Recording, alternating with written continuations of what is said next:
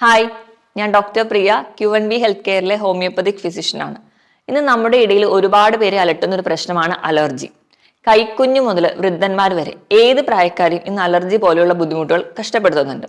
ഇന്ന് നമുക്ക് ഈ വീഡിയോയിലൂടെ എന്താണ് അലർജി അല്ലെങ്കിൽ അലർജി ഉണ്ടാവാനുള്ള കാരണങ്ങളും ഒരു പരിധി വരെ നമുക്ക് അലർജി എങ്ങനെ മാനേജ് ചെയ്യാമെന്ന് നോക്കാം.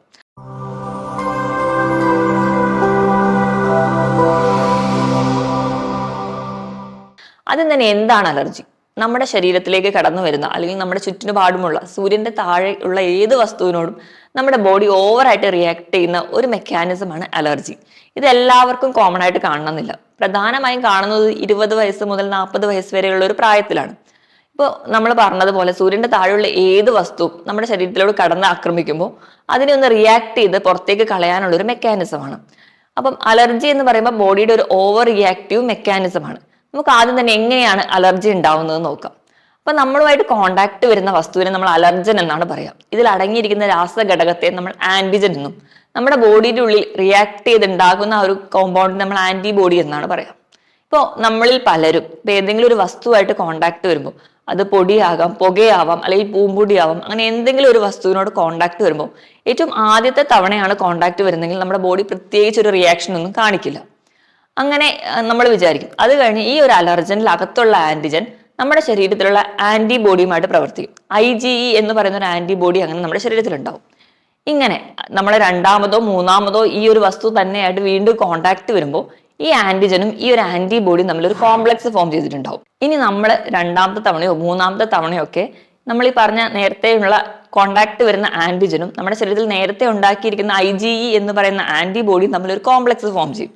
ഇങ്ങനെ ഫോം ചെയ്ത കോംപ്ലക്സ് നമ്മുടെ ശരീരത്തിലെ ശ്വേതരക്താണുക്കൾ അല്ലെങ്കിൽ വൈറ്റ് ബ്ലഡ് സെൽസ് എന്ന് പറയും. ഇത് പലതരത്തിലുണ്ട്. ഈസ്നോഫിൽസ് ഉണ്ട്, ലിംഫോസൈറ്റ്സ് ഒക്കെ ഉണ്ട്. ഇവയുമായിട്ട് റിയാക്ട് ചെയ്ത് ചില രാസപ്രവർത്തനങ്ങളുടെ ഭാഗമായിട്ട് ചില ഘടകങ്ങൾ ഉണ്ടാക്കും. ഇവയാണ് സൈറ്റോകൈൻ, ഹിസ്റ്റമിൻ, ലൂട്ടോകൈൻസ് എന്നൊക്കെ പറയുന്നത്. ഇവയുടെ ഒരു കോംപ്ലക്സ് പ്രവർത്തനങ്ങൾ കൊണ്ടുണ്ടാകുന്ന ഒരു റിയാക്ഷനാണ് അലർജിക് റിയാക്ഷൻ. പ്രധാനമായിട്ടും നമ്മുടെ അലർജി ഉണ്ടാകുന്നത് നമ്മുടെ ശ്വേതരക്താണുക്കളുമായിട്ട് കൂടിച്ചേർന്നിട്ടാണ്. നമ്മുടെ ബോഡി ഓവർ റിയാക്ട് ചെയ്യുന്നതാണെന്ന് നമ്മൾ ആദ്യം തന്നെ പറഞ്ഞു. ഇത് നമുക്ക് പറയാം, നമ്മൾ കുഞ്ഞു കുട്ടികൾ തൊട്ട് ഏത് പ്രായത്തിലുള്ളവരെയും ഇത് ബാധിക്കുന്നുണ്ട്. നമുക്കിനി പല തരത്തിലുള്ള അലർജിക് റിയാക്ഷൻസ് നമ്മുടെ ഇടയിലുണ്ട്. അത് ഏതൊക്കെയാണെന്ന് നോക്കാം. ഒന്നാമതായിട്ടുള്ളതാണ് ശ്വാസകോശ സംബന്ധമായിട്ടുള്ള അലർജിക് റിയാക്ഷൻ. അതായത് പൂമ്പൊടി അല്ലെങ്കിൽ നമ്മുടെ വീടിനുള്ളിലുള്ള പൊടികളാവാം, അല്ലെങ്കിൽ നമ്മുടെ പുറത്തൊക്കെയുള്ള പൊടികളോ അല്ലെങ്കിൽ പുകയാവാം, അങ്ങനെ എന്ത് വസ്തുവും വരുമ്പോൾ പലരിലും കാണുന്ന അല്ലെങ്കിൽ ഏറ്റവും കോമൺ ആയിട്ട് കാണുന്ന ഒന്നാണ് തുമ്മൽ, അല്ലെങ്കിൽ കണ്ണ് ചൊറിച്ചിൽ, മൂക്കടപ്പ് തുടങ്ങിയത്. ഇവ ഈ ഒരു കോണ്ടാക്ട് വരുമ്പോൾ ഈ ഒരു വസ്തുക്കൾ നമ്മുടെ ശരീരത്തിന്റെ ശ്വാസകോശത്തിലുള്ള കോശങ്ങളുമായിട്ട് ചേർന്നിട്ടുണ്ടാകുന്ന റിയാക്ഷനാണ് ഇതിന് കാരണം. ഇവ കൂടുതലായിട്ട് മൂക്കടപ്പും അല്ലെങ്കിൽ അതുമായി പിന്നീട് അതൊരു മൂക്കൊലിപ്പിലോട്ട് വരാം, അല്ലെങ്കിൽ സൈനസൈറ്റിസ് ഒക്കെ ആയിട്ട് നിൽക്കുന്ന കാണാം. അതാണ് നമുക്ക് കഠിനമായ തലവേദന വരാം. ഈ ഒരു കണ്ടീഷൻ കൂടിക്കൊണ്ട് പോവുകയാണെങ്കിൽ ഭാവിയിൽ ആസ്മയോ അല്ലെങ്കിൽ ശ്വാസ തടസ്സമോ ഒക്കെ ഉണ്ടാവുന്നതായിട്ട് കാണാം. രണ്ടാമതായിട്ട് കാണുന്ന ഒരു ടൈപ്പാണ് സീസണൽ അലർജി. അതായത് മഞ്ഞുകാലം വരുമ്പോൾ അല്ലെങ്കിൽ തണുപ്പ് കാലത്ത് അല്ലെങ്കിൽ നമ്മൾ ഏതെങ്കിലും ഒരു ടൈമിൽ ഏതെങ്കിലും ഒരു ടൈപ്പ് ഓഫ് പോളൻ ഗ്രെയിൻസിന്റെ അലർജി, പൂമ്പൊടി, ചില സമയങ്ങളിൽ ഉണ്ടാവുന്ന ചില ചെടികളിൽ നിന്ന് ഒക്കെ ഉണ്ടാവുന്ന അലർജിയാണ് സീസണൽ അലർജി. വേറൊരു ടൈപ്പാണ് പെരിനിയൽ അലർജി. പെരിനിയൽ അലർജി എന്ന് പറഞ്ഞാൽ ഏത് കാലത്തും ഈ ഒരു അലർജി കാണിക്കാറുണ്ട്. ഇത് പ്രധാനമായും നമ്മൾ പറയുകയാണെങ്കിൽ ഔട്ട്ഡോർ കോസ് എന്നും ഇൻഡോർ കോസ് എന്നും പറയും. ഔട്ട്ഡോർ എന്ന് പറഞ്ഞാൽ പുറത്ത്, നമ്മുടെ വീടിന്റെ അകത്തല്ല, വീടിന്റെ പുറത്തുള്ള കാരണങ്ങൾ. നമുക്കറിയാം, നമ്മൾ കത്തിക്കുന്ന പ്ലാസ്റ്റിക് മാലിന്യങ്ങൾ അല്ലെങ്കിൽ നമ്മുടെ ഓട്ടോമൊബൈൽസിന്റെ ഒക്കെ നിന്ന് വരുന്ന പുക കൊണ്ടോ, ഇതൊക്കെ നമുക്ക് ഒരു ഔട്ട്ഡോർ കോസ് ആയിട്ട് പറയാം. ഇതല്ലാതെ തന്നെ പൊടി കൊണ്ടും ഒക്കെ ഒരുപാട് പേർക്ക് അലർജി വരാം. ഇതല്ലാതെ തന്നെ നമ്മുടെ വീടിന്റെ അകത്ത് ചില കാരണങ്ങളുണ്ട്. നമുക്ക് വീട്ടിലൊക്കെയുള്ള പൊടികളാവാം, ചെറിയ പ്രാണികളാവാം, അല്ലെങ്കിൽ നമ്മൾ വീട്ടിൽ കത്തിക്കുന്ന ചന്ദനത്തിരിയോ അല്ലെങ്കിൽ കൊതുക് തിരി കൊണ്ടുവരാം. നമ്മുടെ വീടിനുള്ളിൽ വിറക് കത്തിക്കുന്നവരാണെങ്കിൽ അതിലുണ്ടാകുന്ന പുക പോലും ചിലർക്ക് അലർജി ഉണ്ടാക്കുന്നുണ്ട്. ഇവയൊക്കെ ഒരു ഇൻഡോർ അലർജി കോസസ് ആയിട്ട് നമ്മൾ പറയാറുണ്ട്. ഇതിന് പുറമെ നമുക്കറിയാം ചിലർക്ക് ഭക്ഷണത്തിനോടാണ് അലർജി. അത് കൂടുതലായിട്ടും പറയാനുള്ള ഒരു കാരണം എന്ന് വെച്ച് കഴിഞ്ഞാൽ ചില ഭക്ഷണത്തിലുള്ള ചില ആന്റിജൻസ്, ഈ ആന്റിജൻസ് നമ്മുടെ വയറിനുള്ളിൽ അല്ലെങ്കിൽ ആമാശയത്തിലുള്ള സബ് മ്യൂക്കോസൽ ലെയറുമായിട്ട് കോണ്ടാക്ട് വരുമ്പോൾ ഒരു ആന്റിജൻ ആന്റിബോഡി റിയാക്ഷൻ ഉണ്ടാകുന്നു. ഇതിന്റെ ഭാഗമായിട്ടുണ്ടാകുന്ന ഫുഡ് അലർജികളാണ്. ഇത് കൂടുതലായിട്ടും പ്രോട്ടീൻ അടങ്ങിയിട്ടുള്ള ഭക്ഷണങ്ങളോടാണ് കാണിക്കാറ്. നിലക്കടല, കപ്പലണ്ടി, അല്ലെങ്കിൽ പാൽ ഉൽപ്പന്നങ്ങൾ, ഇതിലൊക്കെയാണ് പലർക്കും അലർജി ഉണ്ടാവുക. ഇതല്ലാതെ തന്നെ ഗോതമ്പ്, മൈദ തുടങ്ങിയ ഗ്ലൂട്ടൻ കണ്ടന്റ് ഉള്ള ഫുഡിനോടും ഗ്ലൂട്ടൻ അലർജി ആയിട്ട് കാണിക്കാറുണ്ട്. ചിലർക്കാണെങ്കിൽ മത്സ്യത്തിനോടോ മാംസത്തിനോടൊക്കെ ആയിരിക്കും കാണിക്കുക. കൊഞ്ച് കഴിച്ചാൽ ചിലർക്ക് ഒരു ചൊറിച്ചിലായിട്ടും അല്ലെങ്കിൽ മറ്റ് ആമാശയ സംബന്ധമായ ബുദ്ധിമുട്ടുകളായിട്ടും പ്രസന്റ് ചെയ്യുന്ന കാണാറുണ്ട്. ഇനി വേറൊരു ടൈപ്പ് അല്ലെങ്കിൽ ഒരുപാട് പേരിലും കാണുന്ന ഒന്നാണ് ഭക്ഷണ സംബന്ധമായിട്ട് അല്ലെങ്കിൽ ഫുഡ് അലർജി ആയിട്ട് പ്രസന്റ് ചെയ്യുക. ഇത് പ്രധാനമായിട്ടും കാണിക്കാനുള്ളൊരു കാരണം എന്ന് പറഞ്ഞെങ്കിൽ നമ്മുടെ ചില ഫുഡുകളിൽ അടങ്ങിയിരിക്കുന്ന ആന്റിജൻ നമ്മുടെ ആമാശയത്തിലുള്ള സബ് മ്യൂക്കസ് ലെയറുമായിട്ട് കോൺടാക്ട് വരും. അങ്ങനെ അവിടെ ഒരു ആന്റിജൻ ആന്റിബോഡി റിയാക്ഷൻ ഉണ്ടാവുകയും അതിന്റെ ഭാഗമായിട്ടുണ്ടാകുന്ന അലർജിയാണ്. ഇപ്പം ഈ ഒരു കേസിൽ പറയുകയാണെങ്കിൽ കൂടുതലും പ്രോട്ടീൻ അലർജിയാണ് കാണിക്കുക. ഇപ്പൊ പാലുൽപ്പന്നങ്ങൾ, നിലക്കടല, കപ്പലണ്ടി ഇവയ്ക്കൊക്കെ അലർജി കാണിക്കാറുണ്ട്. ചിലർക്കാണെങ്കിൽ ഗ്ലൂട്ടൻ അല്ലെങ്കിൽ നമ്മൾ മൈദ, ഗോതമ്പ് തുടങ്ങിയ ഭക്ഷണങ്ങൾ ഗ്ലൂട്ടൻ അലർജി ആയിട്ട് പ്രസന്റ് ചെയ്യാം. ഇതുകൂടാതെ മത്സ്യം, മാംസം, കൊഞ്ചിനൊക്കെ ഒരുപാട് പേർക്ക് അലർജി ആയിട്ട് പ്രസന്റ് ചെയ്യാറുണ്ട്. ഇങ്ങനെ ഒരു അലർജി അല്ലെങ്കിൽ ഫുഡ് അലർജി ആണെങ്കിൽ സ്കിന്നിന്റെ പുറത്ത് ചൊറിച്ചിലിനോടൊപ്പം തന്നെ വയറുവേദന, വയറിളക്കം അല്ലെങ്കിൽ ഛർദി പോലെയുള്ള ബുദ്ധിമുട്ടുകൾ പ്രസന്റ് ചെയ്യാറുണ്ട്. ഇത് കൂടാതെ തന്നെ സ്കിന്നിൽ അലർജി ഉണ്ടാവാറുണ്ട്. സ്കിന്നിലുള്ള അലർജി പല രീതിയിലാണ് പ്രസന്റ് ചെയ്യുക. ചിലർക്ക് അത് കോണ്ടാക്ട് ഡെർമറ്റൈറ്റിസ്, നമുക്ക് എക്സാമ്പിളായി പറയുകയാണെങ്കിൽ ചിലരിലാണെങ്കിൽ വാച്ച് കിട്ടുന്ന ഭാഗത്ത് ചിലപ്പോൾ അലർജി ആയിട്ട് പ്രസന്റ് ചെയ്യാറുണ്ട്. ചിലർക്കാണെങ്കിൽ അർട്ടിക്കേരിയ ആയിട്ട് പ്രസന്റ് ചെയ്യാം. ചിലരിലാണെങ്കിൽ എക്സിമ ആയിട്ട് കാണാം. എക്സിമ കൂടുതലും കാണുന്ന 5 വയസ്സിന് താഴെയുള്ള കുഞ്ഞുങ്ങളിലാണ്. ഇവർക്ക് കഠിനമായ ഒരു ചൊറിച്ചിലുണ്ടാവും, അല്ലെങ്കിൽ സ്കിൻ ഭയങ്കര ഡ്രൈ ആയിട്ടാണ് എക്സിമയിൽ പ്രസന്റ് ചെയ്യുക. ഇനിയിപ്പോൾ അർട്ടിക്കേരിയ പോലെയുള്ള ഒരു കേസ് ആണെങ്കിൽ ആൻജിയോഡിമ, അതായത് നല്ല റെഡിഷ് ആയിട്ട് ചെറിയ തണുപ്പായിട്ടാണ് പ്രസന്റ് ചെയ്യുക. ഇങ്ങനെ പല രീതിയിൽ നമുക്ക് സ്കിന്നിലുള്ള അലർജികൾ പ്രസന്റ് ചെയ്യാറ്. ഇത് കൂടാതെ തന്നെ ചില വസ്തുക്കളോടുള്ള കോണ്ടാക്ട്, ഇപ്പൊ നമുക്കറിയാം നമ്മുടെ വീട്ടിലൊക്കെ ചില വളർത്തു മൃഗങ്ങൾ അല്ലെങ്കിൽ ചില പ്രാണികളോട്, ഷഡ്പദങ്ങളോടാണ് പ്രധാനമായിട്ടും അലർജി കാണിക്കുക. ഇപ്പൊ വളർത്തു മൃഗങ്ങളാണെങ്കിൽ അവയുടെ രോമങ്ങൾ നമ്മൾ ശ്വസിക്കുകയോ അല്ലെങ്കിൽ നമ്മുടെ വീടിന്റെ അകത്തൊക്കെ വീഴുമ്പോൾ ആ ഒരു കോണ്ടാക്ട് കൊണ്ട് അലർജി വരാറുണ്ട്. ഇത് കൂടാതെ ചിലരിലാണെങ്കിൽ ആഭരണങ്ങൾ ചിലത് ഉപയോഗിക്കുമ്പോൾ നമുക്കറിയാം ചിലർക്കൊക്കെയാണ് സ്വർണ്ണമായിട്ട് ഒരു അലർജി കാണിക്കാറുള്ളൂ. മറ്റു പലർക്കും നമുക്ക് നിക്കൽ അടങ്ങിയിട്ടുള്ള ആഭരണങ്ങൾ വരുമ്പോൾ അവർക്ക് ചൊറിച്ചിലും അതുപോലെയുള്ള ബുദ്ധിമുട്ടുകളൊക്കെ കാണിക്കാറുണ്ട്. നമ്മൾ ആ ഒരു ടൈപ്പ് ജ്വല്ലറി ധരിച്ചൊരു 24 മണിക്കൂറൊക്കെ കഴിയുമ്പോൾ തൊട്ടാണ് കൂടുതലായിട്ട് അവർക്ക് അലർജി പ്രസന്റ് ചെയ്യുക. ചിലർക്ക് ഈ നിക്കൽ കണ്ടന്റ് തന്നെ നമ്മുടെ മൊബൈൽ ഫോണിലൊക്കെ ഉള്ളതുകൊണ്ട് ചെവിയുടെ ആ ഭാഗത്ത് അല്ലെങ്കിൽ ആ മുഖത്തിന്റെ ആ ഭാഗത്തൊക്കെ മൊബൈൽ ഫോൺ ഒരുപാട് നേരം യൂസ് ചെയ്യുമ്പോൾ അലർജി ആയിട്ട് പ്രസന്റ് ചെയ്യാറുണ്ട്. ഇതൊക്കെയാണ് ഒരു പ്രധാന ടൈപ്പിൽ അലർജിയുടെ ഒരു പല വിഭാഗങ്ങളായിട്ട് നമ്മൾ കാണാറുള്ളത്. ഈ പറഞ്ഞ ടൈപ്സിനോടൊപ്പം തന്നെ അല്ലെങ്കിൽ ഏറ്റവും സീരിയസ് ആയിട്ട് കാണുന്ന ഒന്നാണ് മരുന്നുകളോടുള്ള അലർജി. ഇത് കൂടുതലായിട്ട് കാണുന്ന അനാഫൈലാസിസ് റിയാക്ഷൻ ആയിട്ടാണ് പ്രസന്റ് ചെയ്യുക. അതായത് ഇപ്പൊ നമ്മൾ ഏതെങ്കിലും മെഡിസിൻസ് ഒക്കെ കഴിച്ച് കൂടുതലായിട്ടും കാണുന്നത് പെൻസിലിൻ അല്ലെങ്കിൽ വേദന സംഹാരികളോടൊക്കെയാണ്. അതിപ്പോൾ നമ്മൾ ടാബ്ലറ്റ് ആയി കഴിച്ചാലാവാം, അല്ലെങ്കിൽ ഓറലി നമ്മൾ ലിക്വിഡ് ഫോമിൽ കഴിച്ചാലും ചിലർക്ക് ഇഞ്ചക്ഷൻ എടുത്താൽ പോലും അലർജി ആയിട്ട് പ്രസന്റ് ചെയ്യാറുണ്ട്. ഇത് കുറച്ചൊരു മരണം വരെ സംബന്ധിക്കാൻ പറ്റുന്ന രീതിയിലുള്ള ഒരു മോഡ് ഓഫ് അലർജിയാണ്. ഈ ഒരു കേസിൽ ഉണ്ടാവുന്നതെന്ന് വെച്ചിട്ടുണ്ടെങ്കിൽ നമ്മുടെ BP അല്ലെങ്കിൽ രക്തസമ്മർദ്ദം വളരെയധികം താഴ്ന്നു പോകും. അപ്പൊ നമ്മുടെ ഹാർട്ട് ബീറ്റ് ഒക്കെ കൂടുന്നു. അതുപോലെ തന്നെ ശ്വാസ തടസ്സം അനുഭവപ്പെടുന്നതായിട്ട് കാണാം. അപ്പൊ എപ്പോഴും അതൊരു എമർജൻസി കണ്ടീഷൻ ആയതുകൊണ്ട് നമ്മൾ എപ്പോഴും ഒരു ഹോസ്പിറ്റലിൽ കൊണ്ടുപോകുന്ന ഒരു കണ്ടീഷനാണ്. നമ്മൾ നേരത്തെ പറഞ്ഞ അലർജിയിലൊക്കെ വെറും തുമ്മലായിട്ടോ അല്ലെങ്കിൽ ചൊറിച്ചിലായിട്ടോ ഒക്കെ നിൽക്കുന്നെങ്കിൽ ഇത് വളരെ നമ്മളെ ഒരു കോംപ്ലിക്കേറ്റഡ് സ്റ്റേറ്റിലോട്ട് കൊണ്ടുപോകുന്ന ഒരു അലർജിയാണ്.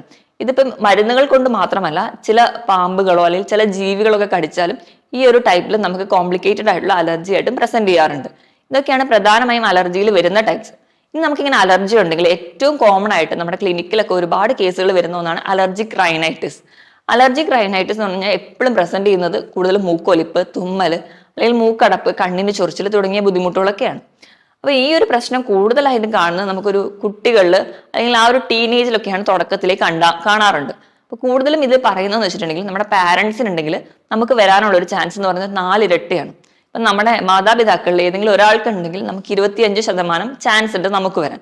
അതുപോലെ തന്നെ 2 പേർക്കും ഉണ്ടെങ്കിൽ 50% ചാൻസ് ഉണ്ട് നമുക്ക് ഈ അലർജിക് റൈനൈറ്റിസ് വരാൻ. ഇതിന് പ്രധാന കാരണം ഞാൻ നേരത്തെ പറഞ്ഞ അലർജൻസ് നമ്മുടെ ശ്വാസകോശ സംബന്ധമായ ഏരിയയുമായിട്ട് കോണ്ടാക്ട് വരുമ്പോൾ അവിടെ ഉണ്ടാവുന്ന നീർക്കെട്ട് മൂലമാണ് ഉണ്ടാവുന്നത്.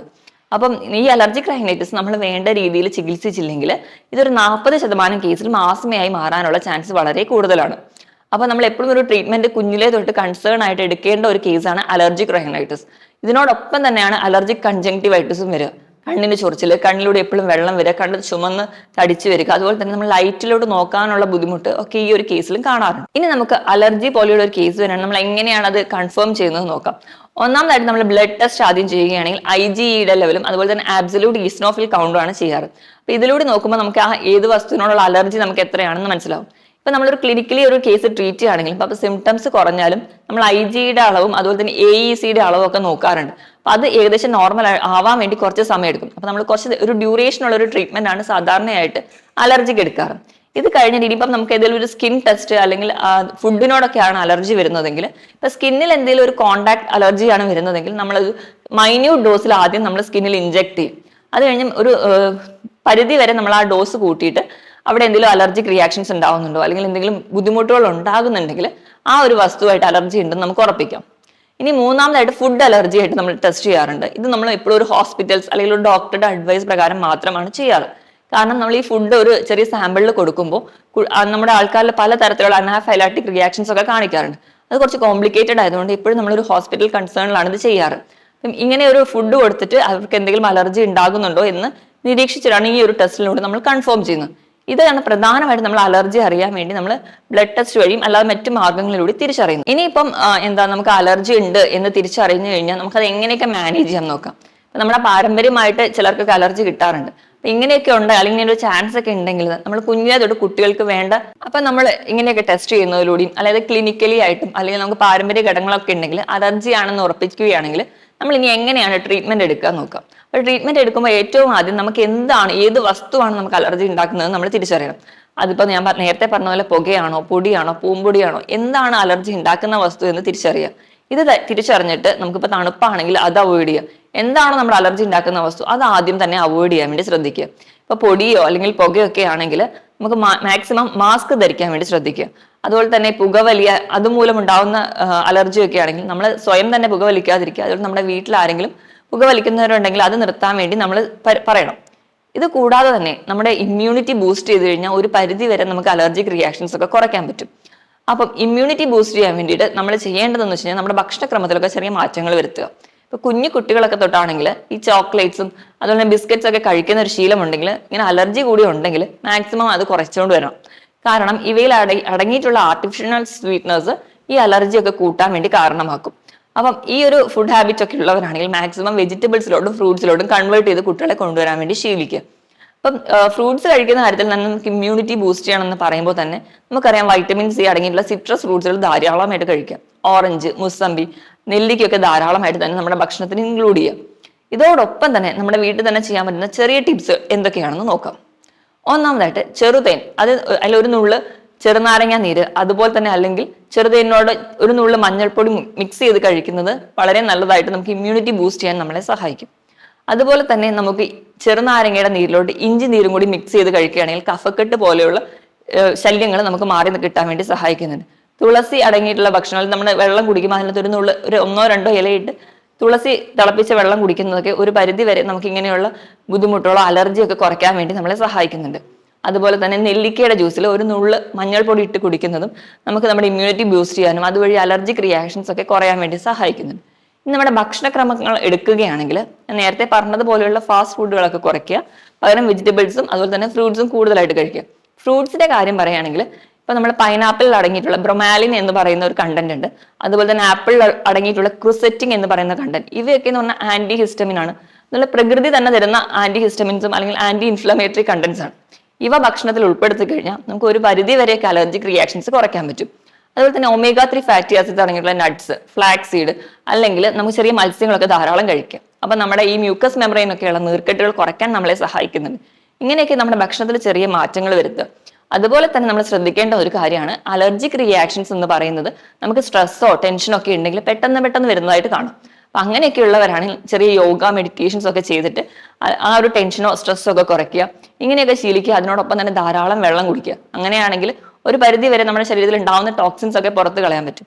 ഇങ്ങനെയൊക്കെ ചെയ്ത് കഴിഞ്ഞാൽ ഒരു പരിധി വരെ നമുക്ക് അലർജിക് കണ്ടീഷൻസോ അല്ലെങ്കിൽ അലർജി പോലെയുള്ള ബുദ്ധിമുട്ടുകൾ കുറയ്ക്കാൻ പറ്റും.